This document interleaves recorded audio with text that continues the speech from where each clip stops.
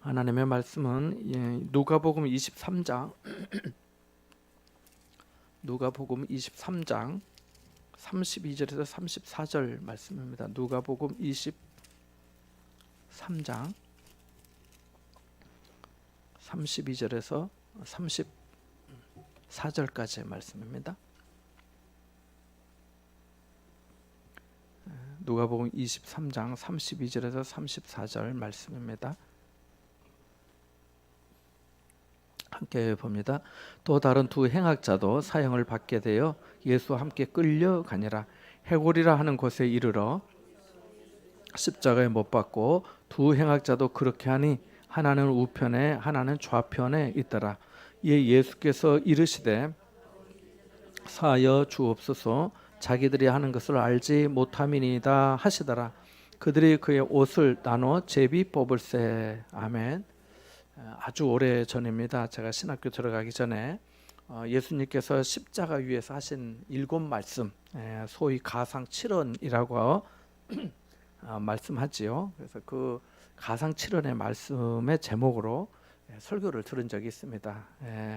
말씀을 들었는데 그 말씀이 오랫동안 제 마음에 깊이 울림이 있었습니다. 물론 그 후로 성경을 보면서 고난 주간이 되면 특별히 그때 감동과 뭉클함이 그 계절에 반응하는 그 알러지처럼 항상 제 안에서 꿈틀거리기도 하였습니다.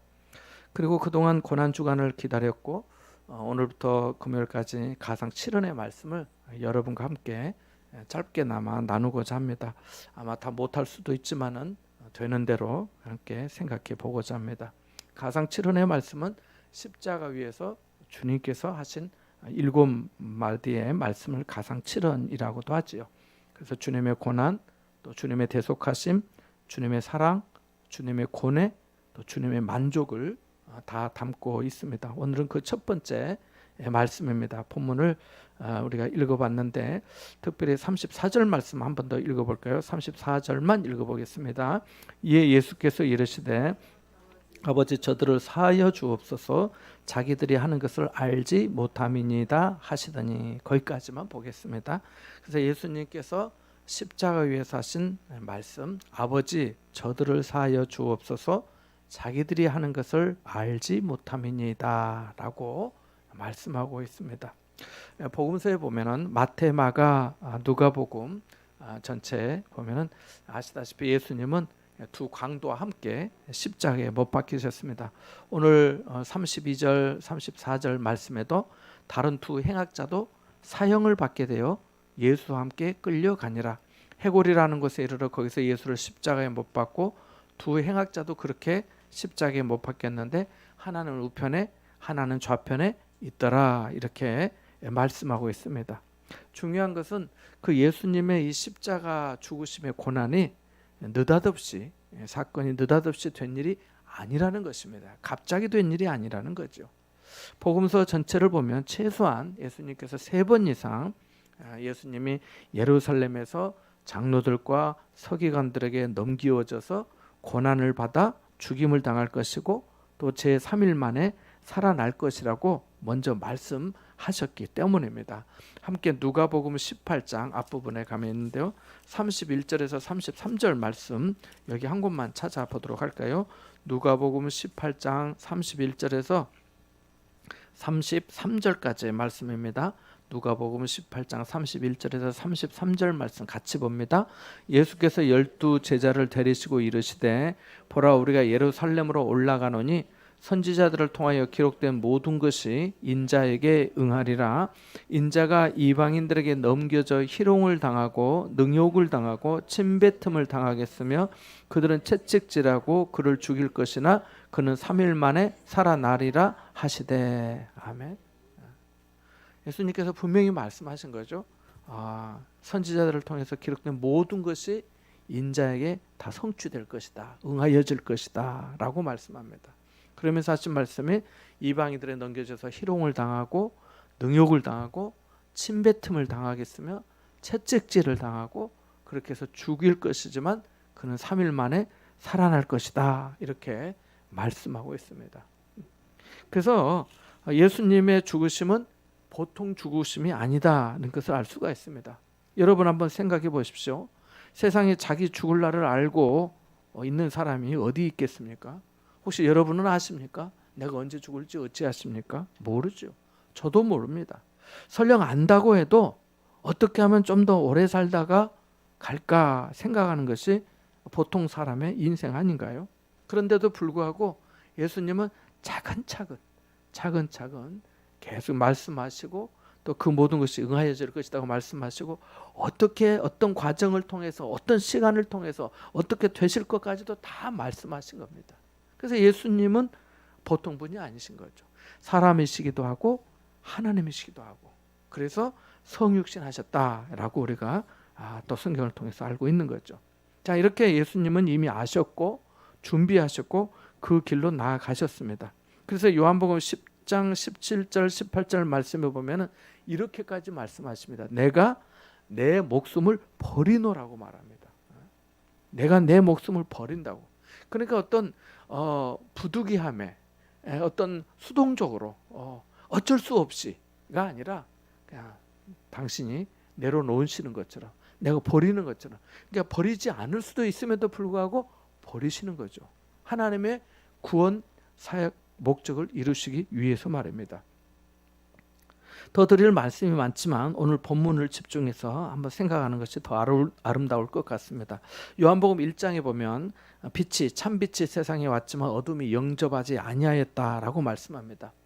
세상을 만드신 분이 세상에 왔지만 세상은 그를 알지 못하였습니다. 알지 못할 뿐만 아니라 그를 원하지도 않았습니다. 죄의 눈이 멀어서 그분에게서 당연히 갈망해야 할 아름다움을 보지 못했습니다. 그분이 태어나셨을 때 여관의 방이 없었습니다. 이것은 그분이 사람들에게서 받을 대접의 어떤 전조였습니다.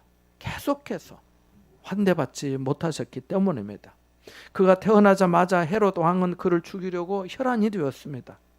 이것은 그의 백성들이 적개심에 불타오르는 것을 암시하며 사람들의 증오가 극에 치달아서 십자가에 이르는 것을 미리 보여주는 것과 같습니다.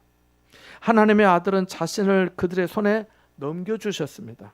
모함으로 시작된 재판이 열렸고 재판관들은 그에게서 아무런 죄도 찾을 수 없었지만은 어찌되었던 그를 증오하는 무리들이 끈질긴 아우성을 치면서 그를 십자가에 못 박으라, 그를 십자가에 못 박으라 라고 외쳐댈 때 굴복하고 말았습니다. 인간은 잔인한 일을 저질렀습니다. 그분에게 지독한 고통과 수치의 죽음이 선고되었습니다. 십자가가 세워지고 그 십자가의 구주가 박히셨습니다. 거기에 만왕의 왕이요 창조주이시며 평강의 왕이신 분이 십자가에 달리신 것입니다. 거기에 매달려 있었습니다. 말없이 있었습니다. 십자가로 가는 동안 살점이 뜯기고 십자가에서 달려서는 옆구리가 창에 찔리고 손과 발이 못이 박히면서 뿜어져 나오던 피도 이제는 작은 양으로 몸을 타고 흘러내리고 있었습니다. 그때 창백한 입술이 움직입니다. 무슨 말을 하려는 것일까요? 동정을 구하려고 하는 것일까요? 아니었습니다. 그게 아니면 자신들을 그렇게 십자가에 못 박은 자들에게 저주라도 퍼부으려고 주님께서 그렇게 하신 것일까요? 그것도 아니었습니다. 그분은 십자가에 계시면서 그 고통의 자리에 계시면서 기도하셨습니다. 자신을 그렇게 한 적들을 위해서 원수들을 위해서 기도하셨습니다. 그것이 오늘 첫 번째 말씀입니다. 아버지 저들을 사하여 주옵소서. 자기들이 하는 것을 알지 못함이니이다 라고 하셨습니다. 이것이 십자가의 첫 번째 말씀이었고 그 첫 번째 말씀은 기도였습니다. 기도하는 모습을 우리에게 보여주신 거죠. 예수님은 공생애를 기도로 시작하셨습니다. 누가복음 3장 21절에 보면은 하늘이 열리고 천사들의 성령이 그에게 임할 때 예수님께서 기도하셨다고 성경에 분명히 말씀하고 있습니다. 예수님께서 세례를 받으시면서 공생의 시작을 하셨는데 그 공생의 시작이 바로 기도와 함께 시작하셨다는 겁니다. 뿐만 아니라 여기서 보는 것처럼 그분의 그 공생의 마무리도 기도로 하고 계신 것입니다.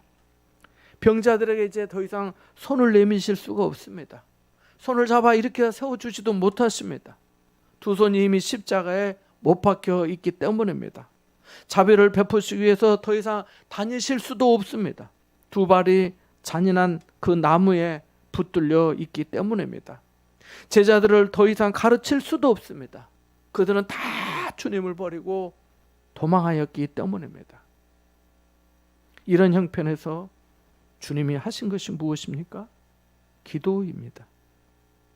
이것이 오늘 밤 우리에게 주시는 첫 번째 은혜의 교훈인 줄 믿습니다. 나이가 들고 병이 들어서 더 이상 주님의 포도원에서 주님의 일을 활발히 할 수 없을 때, 예전에는 내가 교회학교 선생이기도 하고 내가 또 하나님의 말씀을 가르치기도 하고 또 전도지를 나눠주면서 전도하기도 하고 뭐 주방에서 일하기도 하고 또 청소하기도 하고 또 선교도 또 다니면서 봉사도 하고 했는데, 이제는 그런 일을 할 수 없고 병상에 누워 있게 되었을 때 우리가 할 수 있는 일이 뭐겠습니까? 뭘 할 수 있겠습니까? 누구를 손잡아 줄 수 있겠습니까? 어디 가서 뭘 할 수 있겠습니까? 누구에게 뭘 가르칠 수 있겠습니까? 할 수 없습니다.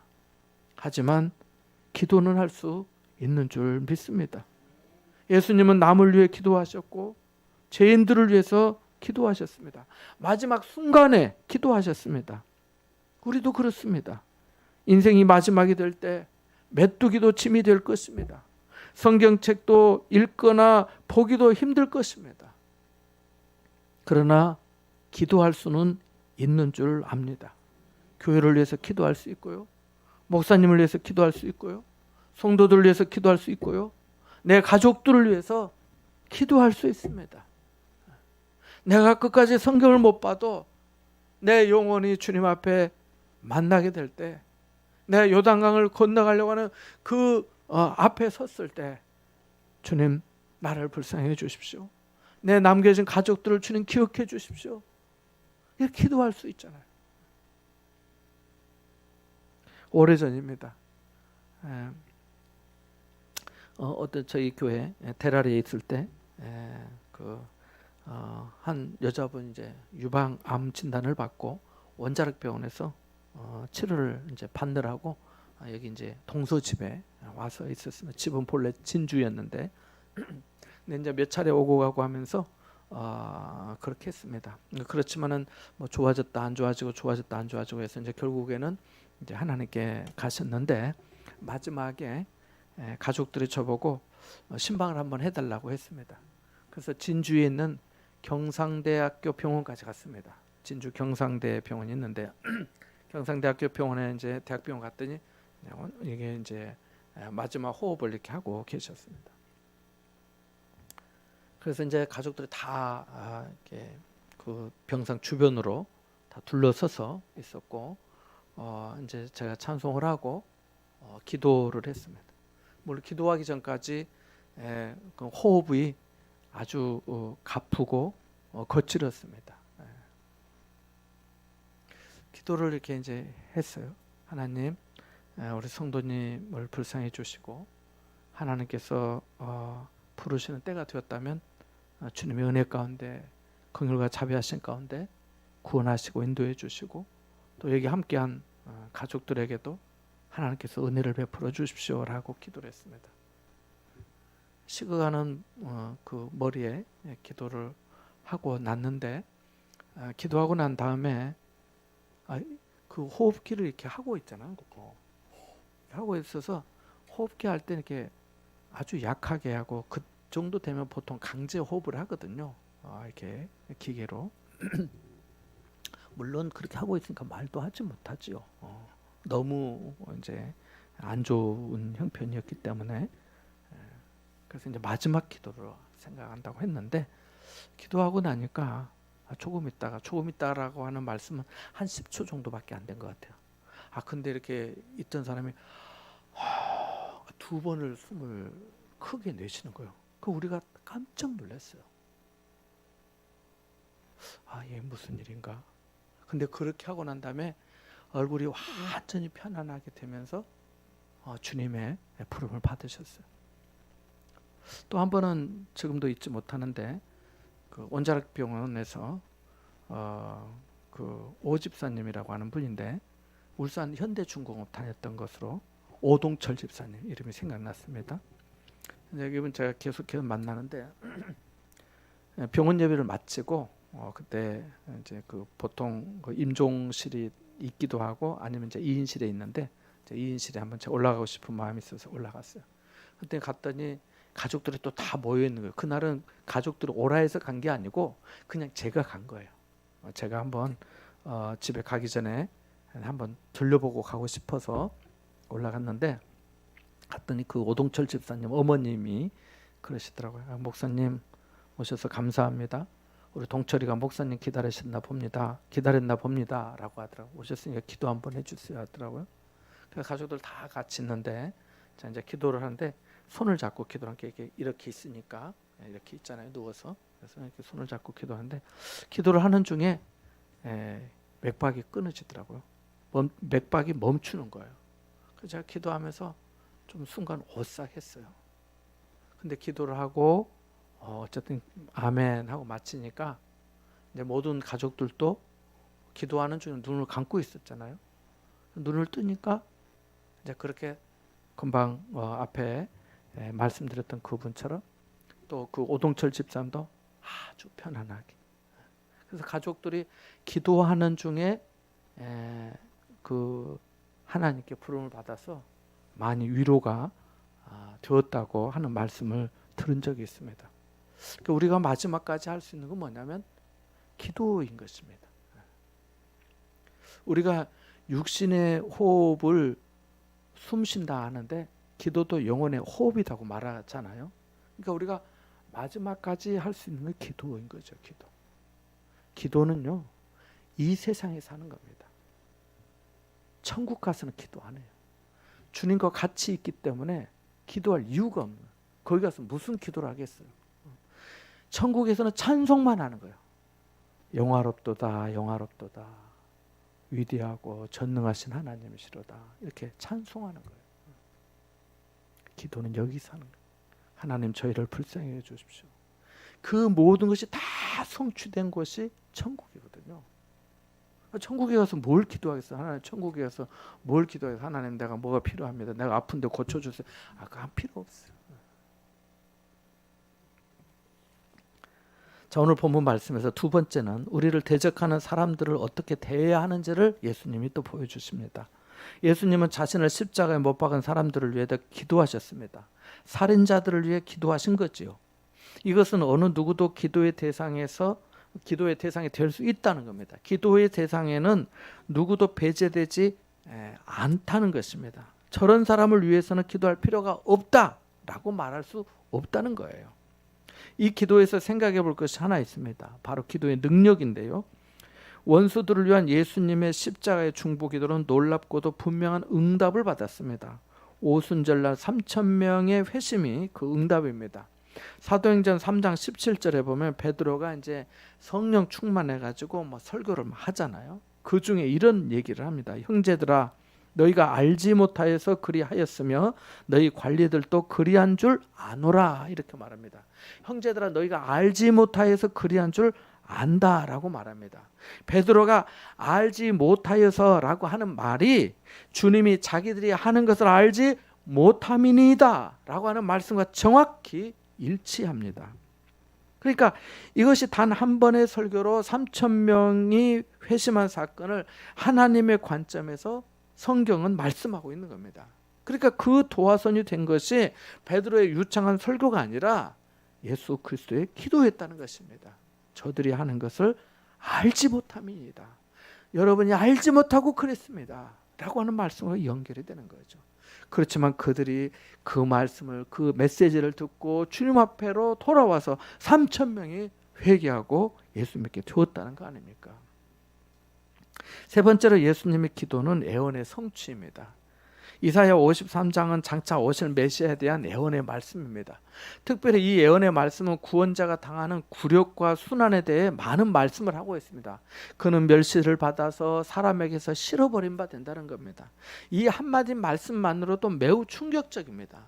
여러분 한번 생각해 보세요. 언젠가도 제가 말씀드렸는데 많은 사람들이 나를 싫어해. 나는 사람에게 가까이 가고 싶은데 사람들이 나를 거부하고 거절하고 거리를 두고 말도 안 섞어요. 예전에 저희 교회에 계셨던 어떤 분이 그러는, 자기가 남포동에서 장사를 하는데 사람들이 이렇게 사람이 있으면 이제 자기가 이 다라이 가지고 고기 좀 가지고 이제 팔로 나가면 말을 안 건대요. 하루 종일 아무도 자기한테 말을 안 건대요. 자기들끼리 말하고 있다가 내가 가면 말을 안 한대요. 그렇게 장사하면서 살았대요. 그렇게 해서 자식 가르쳤다고 하더라고요. 내가 얼마나 무시를 받았는지 아세요, 목사님? 내가 얼마나 멸시를 받았는지 아세요? 사람들이 나를 싫어했어요. 내가 잘못한 것도 없고 나쁘게 한 것도 없고 한데도 그냥 싫은 거예요.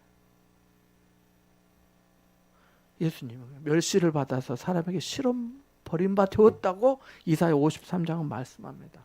뿐만이 아니에요.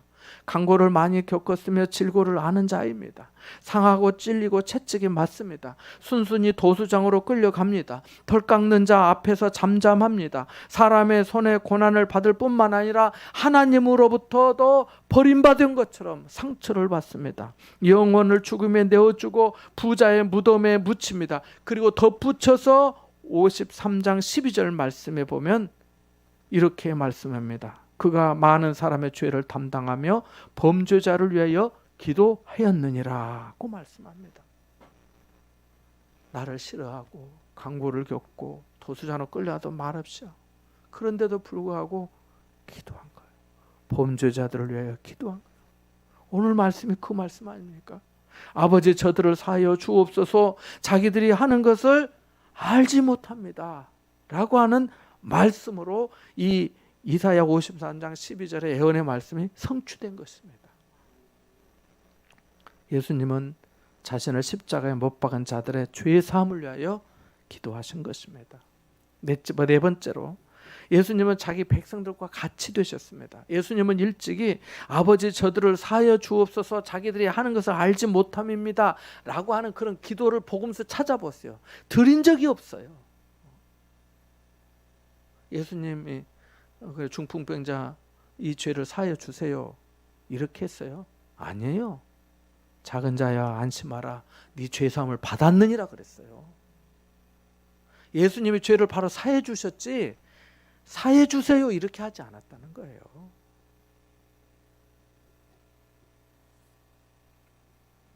그분은 바로 하나님이셨기 때문에 성경에 나온 바리새인이나 종교 지도자를 말하는 것처럼 죄를 사하는 분은 하나님뿐 아니냐, 맞는 말인 거예요. 하나님이셨기 때문에 사해 주셨던 거예요. 그런데 오늘 여기는 왜 아버지 저들의 죄를 저들을 사하여 주옵소서 라고 했을까요? 전에는 선포하셔서 그냥 사해 주신 분이 이제는 기도를 하셨을까요? 그것은 많은 사람의 죄를 대속하는 제물로 우리를 대신하여 십자가에 달려 계셨기 때문입니다. 다시 말씀드리면 우리와 똑같이 되신 겁니다. 그래서 우리를 위해 중보하신 겁니다. 우리도 그렇잖아요. 우리도 누군가의 죄를 사할 수는 없습니다. 내가 하나님이 아닌데 뭐 사하고 말고 어떻게 있어요. 우리는 중보하는 거죠. 하나님 그 영혼을 불쌍히 여겨주세요. 하나님 그 사람 불쌍히 여겨주세요. 하나님 그 생명 기억해 주세요. 하나님께서 용서해 주시고 도와주세요. 살려주세요. 제가 우리 새벽 기도하면 이렇게 기도 음악을 이렇게 유튜브에서 트는데요. 거기에 꼭 그 한마디 문장이 써 있는 게 있어요. 누군가가 댓글 다는 게 있잖아요. 근데 이렇게 써 있어요. 나중에 원하는 분에게 보여드릴 수도 있는데 나는 그게 너무 인상적이더라고. 뭐라고 쓰냐? 주님 살려주세요. 주님 살려주세요. 주님 살려주세요. 그렇게 써 있어요. 누군가 댓글을 그렇게 그 기도 음악에 달아놨더라고. 주님 살려주세요. 저 좀 살려주세요. 그래서 우리가 충보하는 거죠. 예수님도 그러신 거예요. 사하기도 하셨지만 십자가 위에서는 저들을 사하여 주옵소서라고 하신 거예요. 다섯 번째는 무지는 무죄가 아니다는 것을 알아야 합니다. 레위기 5장 15절 16절에 보면 누구든지 여호와의 성물에 대해 부지 중에 알지 못하고 범죄하였으면 여호와께 속건제를 드리되라고 말씀합니다. 부지중에는 알지 못했다는 거죠. 몰라서 죄를 범했더라도 하나님께 속죄의 제사를 드리라고 한 것입니다. 죄는 우리가 그것을 알고 지었던 모르고 지었던 간에 하나님의 눈에는 항상 죄인 것입니다. 하나님은 거룩하시며 우리의 무지의 수준에 맞추어서 자신의 의를 그 의의 기준을 낮추지 않으십니다. 무지는 무죄가 아니에요. 그래서 주님이 아버지 저들을 사하여 주옵소서, 자기들이 하는 것을 알지 못함입니다. 모른다는 게 모르지만 사해달라고 한 거예요. 모르고 해서. 여섯 번째는 인간의 마음에 눈멀었다는 겁니다. 아버지 저들을 사하여 주옵소서, 자기들이 하는 것을 알지 못함입니다 라고 하신 것은 주님을 못 박은 그 사람들이 자신들의 죄가 얼마나 극악무도한 것인지 몰랐다는 뜻입니다. 그들이 자신들이 못 박은 자가 바로 영광의 주님이신 것을 알지 못했습니다. 여기 자기들이 하는 것을 강조하고 있음을 우리가 유의해야 합니다. 모르기도 했지만 자기들이 하는 것이 뭔지를 모르는 거예요. 우리도 그렇지요. 모두 다 자기 속에는 옳은 대로 한다고 하지만 자기들이 하는 것, 내가 하는 것 지금 어떤 일인지 어떤 의미인지 얼마나 중요한 일인지 모르고 할 때가 많지 않습니까? 난 모르고 그렇게 말했어요. 난 모르고 그렇게 했어요. 근데 이미 엎질러졌어요. 내가 하는 일이 얼마나 중요한 일인지 알아야 하는 것처럼 그 사람들은 그것을 알아야 했던 거예요. 지금 이 십자가에 못 박고 있는 이 일이 얼마나 큰 일인지, 어떤 일을 저지르고 있는지 알아야 했던 거예요. 눈이 멀어서 알지 못했다고 변명할 수 없는 거지요. 예수님을 십자가에 못 박은 사람들은 이 사람이 날 다스리게 하지 않을 거야 라고 했겠죠. 나는 그분 말 안 들어, 그 사람 말 안 들어, 예수 말 안 들어, 그랬겠지요. 그러나 그들은 자신들을 구원하실 수 있는 유일한 분을 거부하고 만 것입니다. 오늘도 마찬가지 아닌가요? 그리스도라고 하는 예수를 내가 어떻게 해야 할까? 그를 받아들여야 할까? 아니면 내칠까? 그분에 대해서 아는 척할까? 모른 척할까? 그분을 믿을까 말까? 하는 사람들이 얼마나 많은지 모릅니다. 예수를 하찮은 사람으로 예수 믿는 믿음을 하찮은 문제나 사소한 문제로 본다면 그것은 다 자신이 만든 것입니다. 우리는 지금 내가 무슨 짓을 하고 있는지, 자기들이 하는 것을 알지 못한다고 했는데 나는 어떤지 생각해 봐야 할 것입니다. 구원받을 길이 없는 것이 아닙니다. 주 예수를 믿으라, 그러면 너와 내 집이 구원을 얻으리라고 말씀하였습니다. 믿음이 사는 생명의 길인 줄 믿습니다. 일곱째로 예수님은 자신의 가르침을 아름답게 실천하는 모범을 보이셨습니다. 마태복음 5장 44절에 너희 원수를 사랑하며 너희를 박해하는 자를 위하여 기도하라고 예수님께서 산상수훈의 산에서 말씀해 주셨습니다. 근데 그 말씀을, 산에서 하신 말씀을 예수님은 그 십자가 위에서 완벽하게 행하셨습니다. 말씀하신 대로 정말 말도 안 되는 부당하고 악하고 굴욕적이고 수치스러운 십자가의 고난을 받으셨는데도 가르치신 대로 모범을 보여주신 것입니다. 예수님은 어떤 앙심을 품지 않으시고 그들의 죄를 용서해달라고, 저들을 사하여달라고 기도하셨습니다. 마지막으로 사람에게는 크고 우선적으로 꼭 필요한 것이 있다는 것을 이 말씀을 통해 배우게 됩니다. 그것은 곧 우리가 하나님 앞에 죄인이며 죄인이기 때문에 거룩하신 하나님 앞에 설 자격이 없다는 것을 아는 겁니다. 하나님과 우리 영혼 사이에 죄가 있는 동안에는 모든 것이 쓸데없습니다. 생각해 보세요. 발이 마비가 되었는데 신발이 무슨 소용이겠습니까? 눈이 보이지 않는데 안경이 무슨 소용이겠습니까? 죄사함의 문제는 기본적이고 근본적이며 극히 중대한 문제인 것입니다. 하나님이 보시기에 용서받지 못한 죄인이라면 아무리 일에서 성공 가도를 달리고 있다고 해도 아무것도 아닌 것입니다. 그래서 주님이 아버지 저들을 사하여 주옵소서, 자기들이 하는 것을 알지 못함이니이다 라고 기도하신 겁니다. 이 문제가 중요하니까 사해달라고 하신 거 아니겠습니까?